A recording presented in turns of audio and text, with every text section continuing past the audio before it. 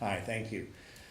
At the last meeting, it was held actually on February 5th, we had a presentation by the Environmental Protection Agency on the results of its radiation survey at the San Susana site. The EPA found several hundred locations contaminated with radionuclides above background. At that meeting, I presented some basic information about the medical effects of ionizing radiation. Tonight, we've just heard a presentation on various ways that people could potentially be exposed to contamination from the Santa Susana field, with a focus primarily on chemical toxic pollutants. These include volatile organic compounds like TCA, perchlorate, semi-volatile organic compounds, dioxins, heavy metals, polychlorinated biphenyls or PCBs, as I say, perchlorate, and other hazardous materials. As you've heard, these toxic substances have contaminated soil, groundwater, surface water, and have been released into the air at the site, and some have migrated off the campus to neighboring areas. The presentations that follow will focus on recent data about migration of several of these contaminants, with a special focus on three of them, perchlorate, dioxins, and lead. I'm going to provide just a brief primer on the health effects of each of these. Perchlorate is a toxic ingredient in solid fuel for rockets and missiles, used primarily as an oxidizer in solid propellants. Although there are other uses of perchlorate, including in nuclear research, most perchlorate contamination in the United States has been associated with rocket fuels. Perchlorate disrupts normal functioning of the thyroid gland, which regulates metabolism in adults and is essential in helping children develop normal growth and development. In expectant mothers, impairment of thyroid glands can impact the fetus and the newborn, resulting in delayed development and decreased learning capacity. At the California Office of Environmental Health Hazard Assessment, they have recently written a report recommending tightening of public health goals for perchlorate in drinking water. Proper functioning of the thyroid gland, which perchlorate can disrupt, is, quote, necessary for a variety of basic human physiologic functions, including controlling basal metabolic rates, protein, carbohydrate, and fat metabolism, protein synthesis, proper differentiation and development of cells, including neuronal cells, and the cognitive and physical development of the fetus, infant, and child. Decrease in thyroid function has been associated with impaired neurodevelopment in children, increases in cardiovascular disease risk factors, and other adverse effects. Importantly, recent research suggests that even small decreases in this hormone during the neurodevelopment of children are associated with significant IQ decrease and other adverse neurologic effects in the child. Perchlorate is a salt, and thus it dissolves readily in water and migrates very quickly.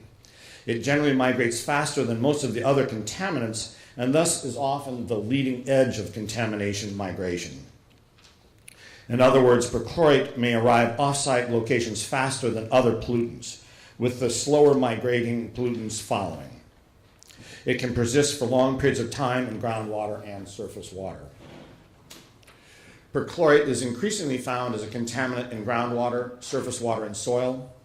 In the last decade, based on health studies, OEHHA has recommended a public health goal of 6 parts per billion in drinking water, and based on that recommendation, California has set a maximum contaminant limit at 6 parts per billion. Massachusetts, by contrast, has had a contaminant limit of 2 parts per billion. In December 2012, California EPA Office of Environmental Health Assessment revised a draft technical document supporting a revised public health goal of perchlorate of 1 part per billion.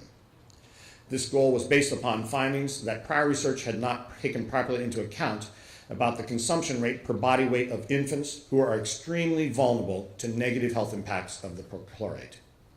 To date, neither the official public health goal nor the maximum contaminant level have been revised downward to reflect these new science. These numbers will be important in the presentations of the speakers to follow. So let me reiterate. California currently regulates perchlorate at 6 parts per billion based on public health goal that state scientists have recently recommended to reduce to 1 part per billion, And Massachusetts forbids more than 2 parts per billion in its drinking water. Secondly, I want to talk about dioxins.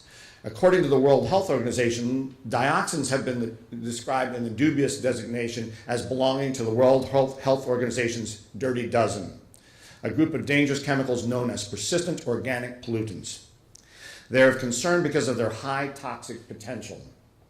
They persist in the environment and concentrate in the food chain. Once in the human body, dioxins tend to stay inside for long periods of time because they're very stable and they're stored in fat cells. The World Health Organization and the United States Department of Health and Human Services National Toxicology Program classify dioxin as a carcinogen. Dioxin can cause reproductive, developmental, immunologic, and endocrine effects in both humans and animals. Long-term exposure is linked to the impairment of the human immune system, developing neurologic system, and the endocrine and reproductive functions. Finally, lead. Lead is a naturally occurring element, a heavy metal that is used in many industrial processes and which can cause contamination of air, groundwater, and soil. Lead exposure has been linked with learning disabilities, infertility, cancer, and increased risk of heart attacks.